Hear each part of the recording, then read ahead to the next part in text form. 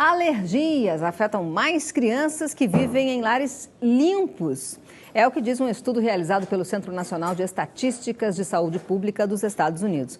Hoje conversamos com a doutora em pediatria pela USP e especialista em alergia e imunologia, doutora Ana Paula Moschioni Castro. Boa tarde, doutora. Olá, Adriana, tudo bom? Olá. Olá, Seja muito bem-vinda, doutora. Pois é, doutora, então, especialistas registraram crescimento de casos de alergia nos Estados Unidos e acreditam que essa alta é motivada pelo aumento da higiene nas casas. O que a senhora acha disso? Essa não é uma história tão nova, na verdade já faz... A história é bem bonitinha, vou falar bem rapidinho. Quando caiu o Muro de Berlim, na Alemanha, se viu que a Alemanha mais desenvolvida tinha mais alergia do que a Alemanha menos desenvolvida. E começou-se uma hipótese chamada hipótese da higiene. Então, uma das coisas que se falou, ora, se eu viver em lugares muito limpos, será que isso não facilitaria o desenvolvimento da alergia? Será que um pouquinho de sujeira não seria interessante? Isso já lá vão uns 20 anos.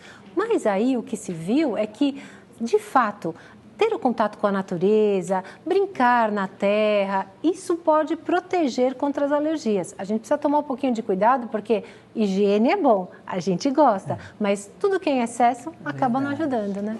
E o que é natural, né? Quer dizer, você falou assim, o contato com a natureza.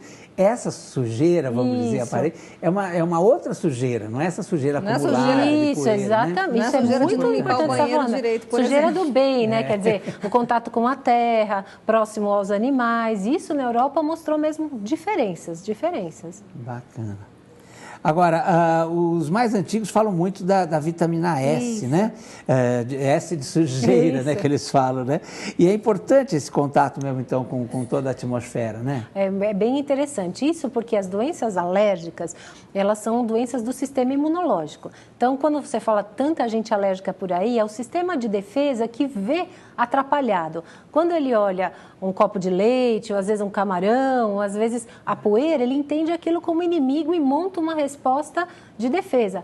Errada, né? Se atrapalhou. E o que se diz é que esse contato com essa vitamina S, esse contato de novo com a terra, isso ajuda a educar o sistema imunológico e faria com que ele modulasse a sua resposta e que ele conseguisse viver assim, sem grandes exacerbações, sem olhar para uma coisa e fazer uma resposta gigantesca. E a gente vê mesmo isso em casa, né? Essa criança de antigamente que brincava mais na rua, ela era mais saudável mesmo do que essa criança hoje do apartamento, né?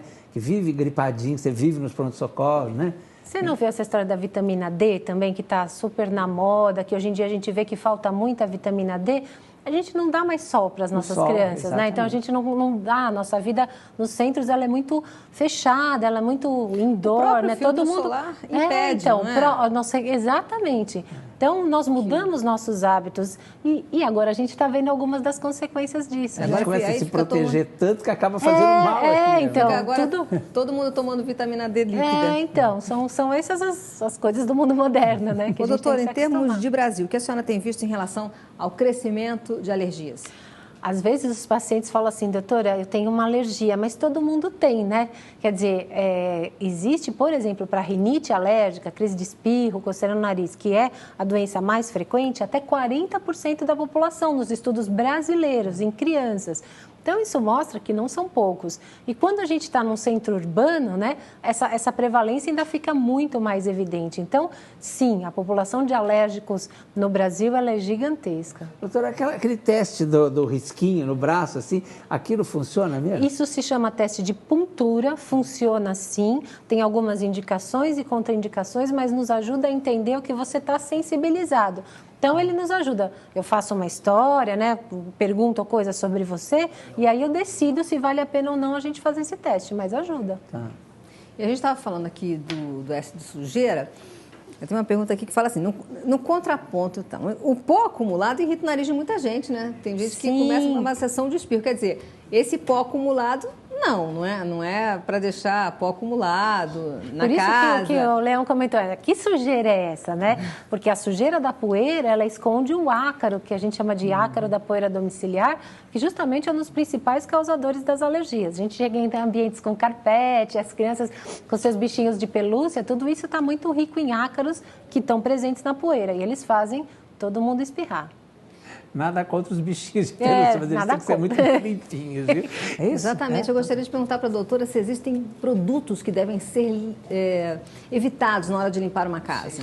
Então, você pensa na limpeza, eu quero deixar tudo limpinho, eu vou passar inúmeros produtos. Para quem tem alergia respiratória, todos aqueles que têm cheiro forte, que são voláteis, que evaporam na hora que você coloca, não são bons. Então, lustramóveis, lustramóveis, aquele desinfetante super perfumado. A casa do alérgico é uma casa limpinha, mas ela é uma casa sem cheiros fortes, né? Então, isso que é importante, você é uma economia, acaba fazendo um pouquinho de economia. Olha, eu também achei aqui muito interessante uma observação sobre essa pesquisa que a gente está falando. Os cientistas descobriram que as alergias aos alimentos e as alergias respiratórias aumentam de acordo com a renda.